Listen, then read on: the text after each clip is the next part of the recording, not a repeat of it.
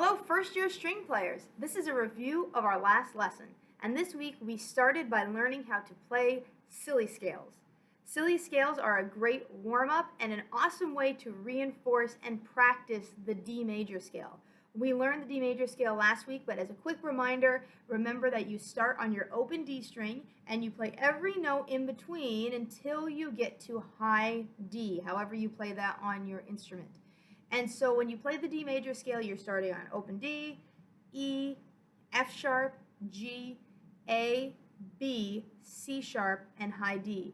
And those are the 8 notes that before the end of the year, I would expect you to be comfortable playing and reading on the staff. Now when we do a silly scale, we just take those notes and play them with a special rhythm. So in class, I will always ask 2 people to say their favorite food or what they had for breakfast or something like that. We put those words together and that creates the silly scale. We play that rhythm for every pitch in the scale. Right now as practice, we are going to do a very common silly scale that I'll often pick this rhythm. It's the pepperoni pizza scale. For every note in the scale, we'll go pepperoni pizza. It's actually 4/8 notes and 2 quarter notes. It will sound like this. And then we would go up and play that on E. So let's play a pepperoni pizza silly scale starting on open D. This week we are only ascending, going up. We are not going to go back down, but we'll add that in next week. So set your bow on open D. Get your fingers ready because you will have to put them down on the strings. And we're going to go pepperoni pizza, ready, and here we go. Now E. F sharp, G, open A, B, C sharp, and high D. All right, so you can get all sorts of different silly scales. Some are harder than others. You saw in our lesson, we came across some that just were harder rhythms to play. Pepperoni pizza is a super easy one. That would be a great first scale to do when you're warming up, and then maybe you do some of the harder ones. But you could either throughout the week ask your parents or brothers and sisters or friends to tell you their favorite foods and combine them to make the silly scale. The other thing that I like to do that would make it really easy to do at home is to have some little slips of paper and write down different names of foods, put them in a cup or a bucket, and then draw 2 out, and that would be like a random silly scale.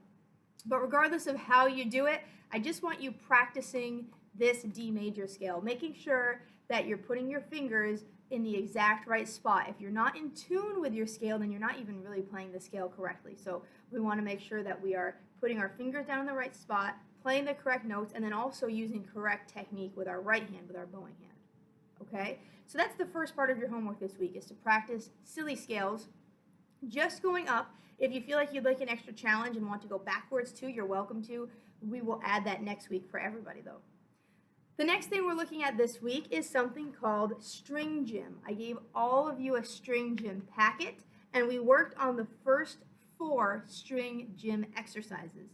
Now before we look at these, we should talk about why the packet has the title String Gym. It's sort of a unique title. And if you think about the word gym, if I say I'm going to the gym, you might associate that with different types of activities. You might say, okay, well, you're going to be maybe lifting weights or running on the treadmill.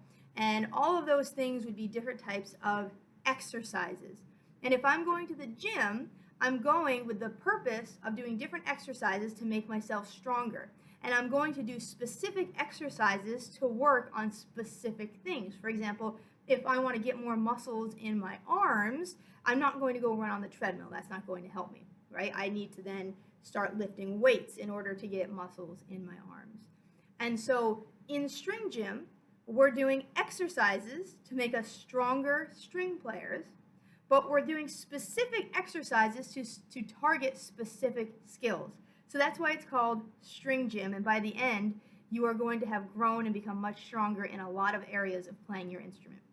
So let's start by looking at exercise 1, or Etude 1, which is a common word you'll hear in music. It just means a study of something.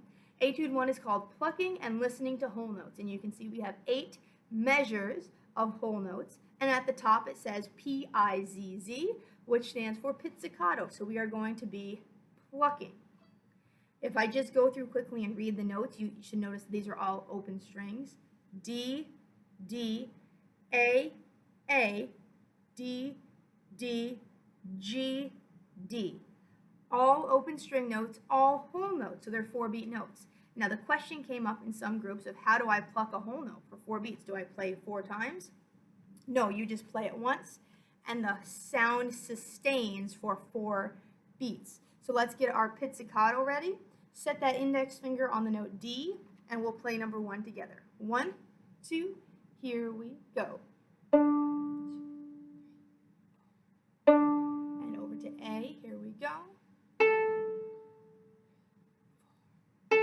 Back to D, down to G, here we go, and back to D. Excellent, very good.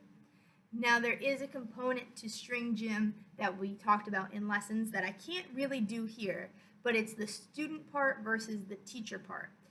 When you have 2 parts going, it makes it a little bit harder for you to stay on track, right? You might want to move your bow or do the things that the other part is doing. And this is something we need to practice because you all will be in orchestra next year. And in an orchestra, generally there are different parts that play different things at the same time. And so in string gym, you're learning the student part, and I have a packet with the teacher part.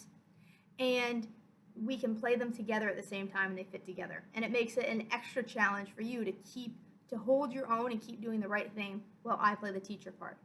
I can't do that now, but I do have a video that I showed in class and I will link in the Google Classroom of me playing all 4 of these, Etude 1, 2, 3, and 4, on all instruments. It's a big split screen video.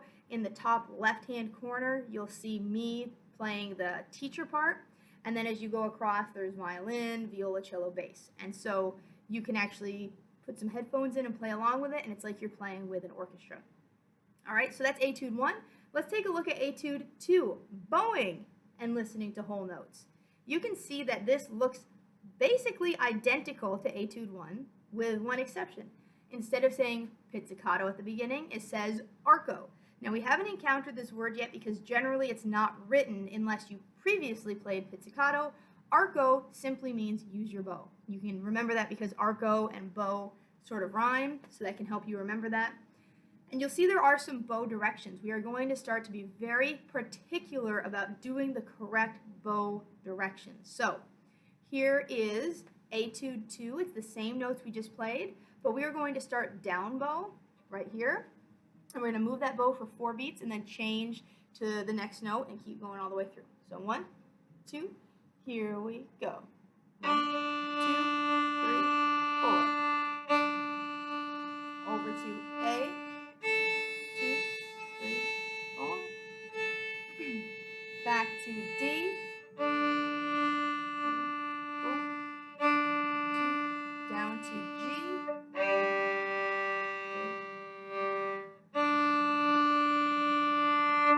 Excellent. All right. That's Etude 2. Pretty straightforward. Let's move on to Etude 3. Now we're talking about whole rests. Now we have done these before. You can see there's 3 measures of whole rest, so that would be 4 beats of rest. But they have some specific directions of what they want you to do with your bow. So let's talk through this. You start on an open D and you start with a down bow. So I will start down here at this part of my bow. We call this part of our bow the frog and this part of our bow the tip. So I'm starting out at the frog so I can do a down bow. So I'll play my open D. Then it says wait at the tip. A lot of you are going to be tempted to do this, to pick your bow up. We've talked about this before. It's called a retake, and we'll actually spend more time on retakes next lesson. But they actually specifically say wait at the tip. They don't want you picking the bow up because you can see the very next note is an up bow. If I picked my bow up and did this, I'm ready for another down bow. So I want to stay here so I can do an up bow. But you want to use your 4 beats wisely to tilt your bow to rainbow over to your next note. And my next note happens to be A. So then I play my A. Then it says wait at the frog. So I'm going to freeze here, tilt to my next note, which is D. It doesn't say wait at the tip, but I'm telling you to wait at the tip. We're going to stay here, rotate to G, and then we'll play G and then D.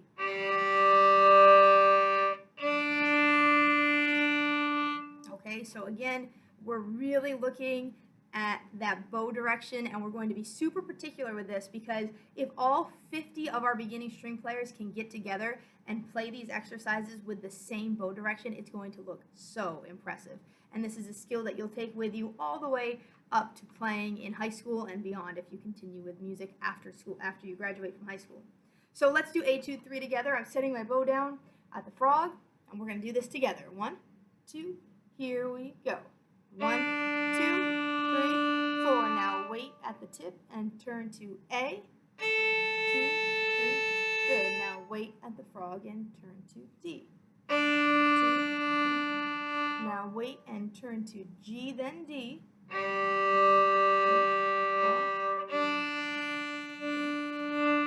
Excellent. Don't pick that bow up. If you did it correctly, you should have ended with a down bow with that elbow opening up, going in this direction. And we're going to see next week in lessons when we play this again if we can all do it with the same bow direction. All right, Etude 4. Now you can see we have quarter notes, half notes, and whole notes. The skill that this is working on is using your bow and what we would call bow distribution, making sure that you use lots of bow for the quarter notes, but when it comes time for the half notes, which are twice as long, that you don't move it so fast that you run out of bow. So we have to be really careful about how much bow we use. We want to use full bows, but we don't want to run out on the longer notes. Okay? So we're going to set our bow down on the string. And, oh, you know what? I'm sorry. I skipped a step because this one has some specific rhythm to it. I want to go through and read it. Let's read this together. Ready? Here we go. D, D, D, D, D, D, A, A, A, A, A, A, D, D, D, D, D, D, G, G, G, G, D. I always have you read it like that because now when you play it and you get to those half notes, you're thinking D, D. You don't move it like quarter notes. You actually have to hold that bow in one direction for 2 beats. So let's do this. We're going to set our bow at the frog because we're doing a down bow, starting on D. 1, 2, here we go.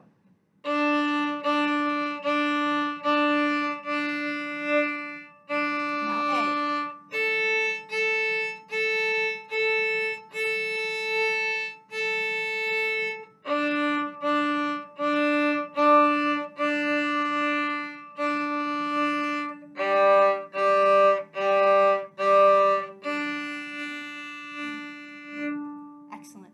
So that was our homework this week. We had silly scales, and we also had the first 4 exercises of string gym. Remember, there's that video where you can go on and hear all of the string gym parts together. That would be a great challenge as you're practicing to see if you can stick together with that. And next week, we will continue looking through the string gym packet and learn some other skills that some we've already talked about and we're just reinforcing them, but some of them will be new to us. All right? Thanks so much for watching. Keep up the good work. We're doing an awesome job so far this year. I hope everyone has a great week, and I'll see you in your next lesson.